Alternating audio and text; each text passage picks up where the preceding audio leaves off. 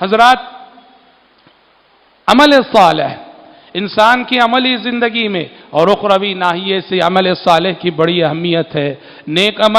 عمل صالح یہ سفر آخرت کا تنہا ساتھی ہے، سفر آخرت کا تنہا ساتھی ہے۔ ہم میں سے ہر شخص کو، ہر انسان کو جسے زندگی کی نعمت ملی ہے، ایک نہ ایک دن آخرت کے سفر پہ روانہ ہونا ہے، اور یہ روانگی ایسی ہوگی اور آخرت کا یہ سفر ایسا ہوگا کہ انسان نے دنیا میں جو چیزیں برتیں، انسان کے پاس دنیا میں جو چیزیں رہیں، سب کچھ چھوڑ کے جانا ہے۔ یہ دھن، یہ دولت، یہ تجارت، یہ کاروبار، یہ شہرت، یہ عہدے، یہ منصب، یہ کرسیاں، یہ تجارت، یہ ماں، سب کچھ اقارب، رشتہ دار، دوستیاں، انسان کو سفر آخرت پہ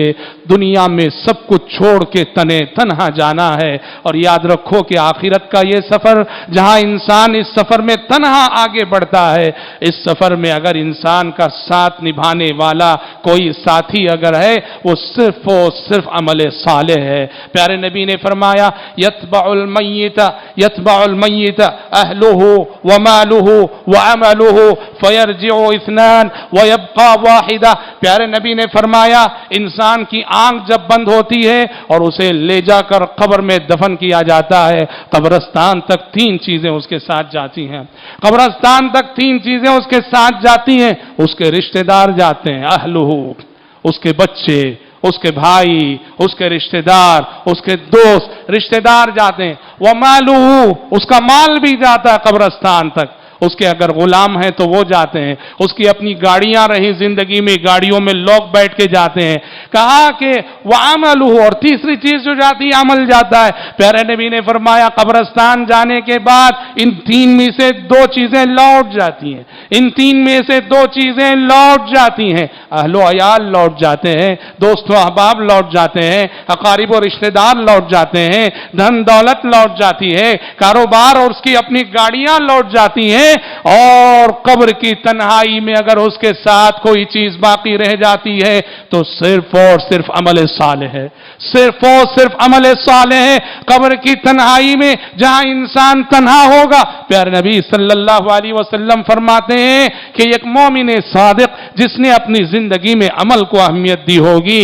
قبر کی اس تنہائی میں اس کا مونس و غمخوار، اس کا ہمدرد، اس کا ساتھ نبھانے والا اگر کوئی ہے تو عمل ہے۔ پیارے نبی فرماتے ہیں ایک خوب رو نوجوان آئے گا، ایک خوب رو نوجوان آئے گا مومن کے پاس قبر میں۔ مومن کہے گا کون ہو تم؟ وہ کہے گا انا عملک الصالح، انا عملک الصالح، تیری نیکیاں، تیرے اعمال صالحہ، میں تیرا عمل ہوں۔ اللہ رب العالمین قبر کی وحشت میں، قبر کی تنہائی میں مومن کی تسلی کے لیے، مومن کی راحت کے لیے، مومن کے چین کے لیے، مومن کے سکون کے لیے اس کے عمل کو مونس و غمخوار اور ہمدرد بنا کے بھیجے گا۔ اور اس کے مقابلے میں انسان نے عمل میں غفلت کی ہو، سستی کی ہو، کوتاہی کی ہو، پھر پہلے ہی سے قبر کی تنہائی سے وہ وحشت زدہ ہوگا، دہشت زدہ ہوگا کہ ایک بدنما شکل کیجئے، ایک بدنما شکل اس کے سامنے آئے گی، وہ اور پریشان ہو جائے گا، کہے گا کون ہے تو